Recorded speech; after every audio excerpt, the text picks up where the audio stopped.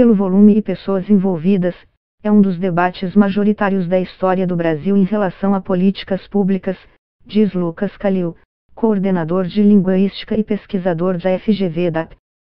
Nunca houve interesse parecido como o atual no tema. O laboratório analisa debates ligados a tópicos como direitos humanos, corrupção, economia, educação, entre outros. Especificamente nessa pesquisa sobre meio ambiente, não analisou os tweets qualitativamente. Calil compara a proeminência da discussão de agora sobre meio ambiente a outras com volume de dados muito significativos: greve dos caminhoneiros, julgamento do ex-presidente Lula, impeachment, eleições. Contribuiu para isso o fato de que grandes influenciadores estrangeiros como Donald Trump, o presidente americano, e Emmanuel Macron, presidente francês, também tuitaram sobre o assunto.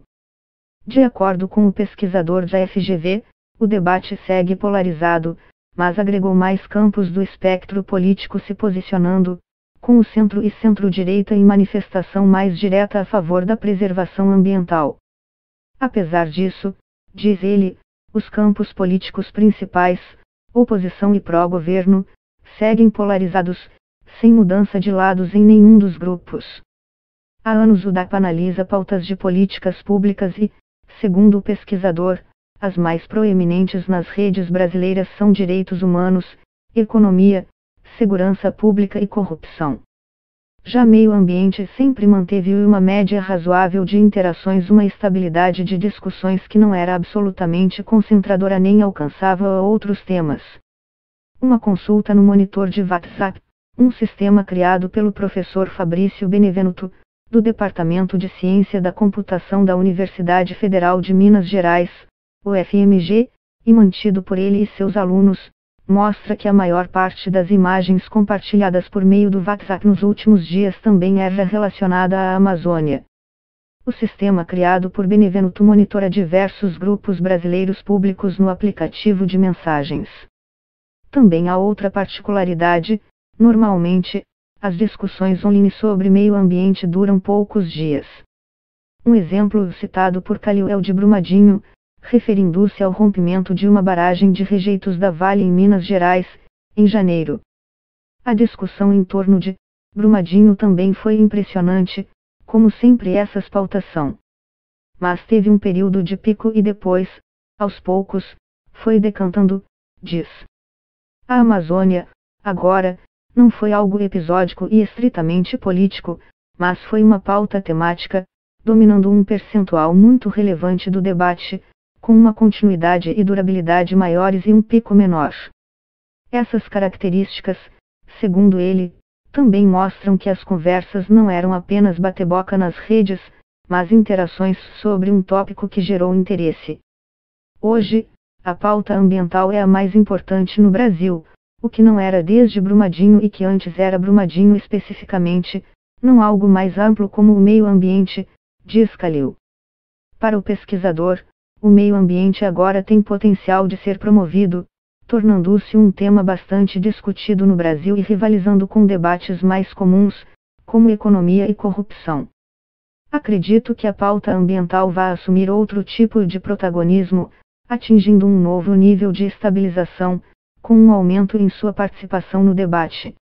Esse aumento de discussão pode ser contínuo pelos próximos meses, afirma, ressaltando que sempre pode acontecer algo diferente que desvirtue essa tendência. Nos dias 17 e 18 de agosto, o meio ambiente teve pouco mais de 100.000 menções na rede.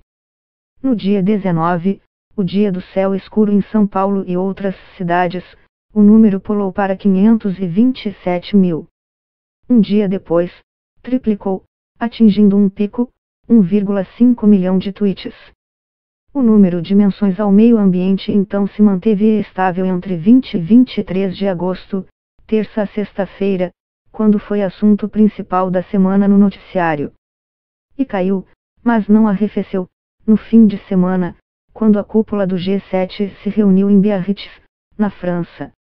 A análise da DAC também mostra que o debate sobre meio ambiente foi gigante no exterior ou ao menos em outras línguas. Além de português, os pesquisadores coletaram tweets em inglês, espanhol e francês.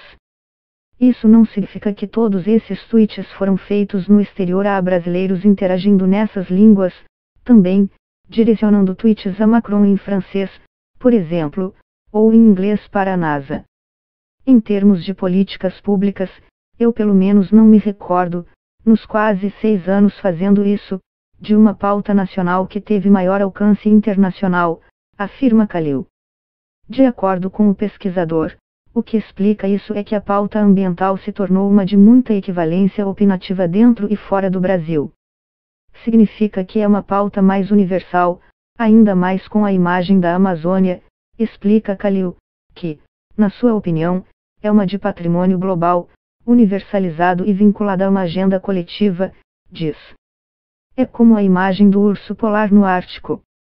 Segundo o estudo da FGV, entre 10 horas de 20 de agosto e 10 horas de 24 de agosto, houve 13,8 milhões de menções à política ambiental brasileira em inglês, majoritário, espanhol e francês. O pico foi no dia 21 de agosto, 2 dias depois do céu escuro em São Paulo e um dia depois que esse assunto tomou as redes brasileiras.